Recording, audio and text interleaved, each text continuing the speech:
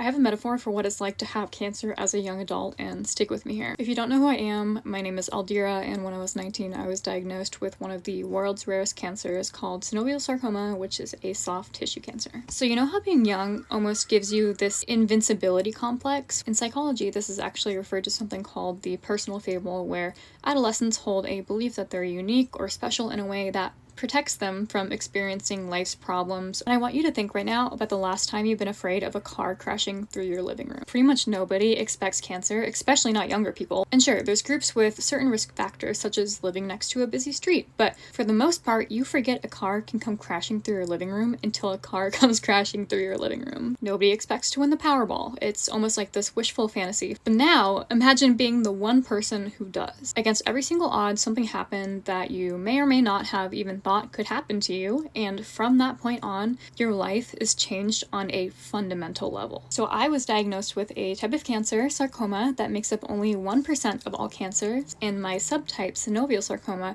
makes up only 5-ish% of all sarcomas. And to further that, you only have around a 1% chance of being diagnosed with cancer before the age of 20, and I was diagnosed at 19. So my odds were only 5% of 1% of 1%. And guess what? It still happened. I think being on the losing end of a crazy statistic like this changes your brain in a very fundamental way, and it makes every other statistically unlikely event feel much more real. For example, my fear of planes got worse after my cancer diagnosis. I often get frustrated when people tell me, oh, don't worry, it's super likely that so-and-so will happen, and they don't understand why I'm so insistent on minimizing risk in circumstances that the average person feels no need to, and it's because I've had that sense of immortality completely stripped away. And this is just one of the many realities of being a young person with cancer. The inherent risks of life no longer seem nearly as unrealistic as they once did before I ended up on the very wrong side of statistics like I am now.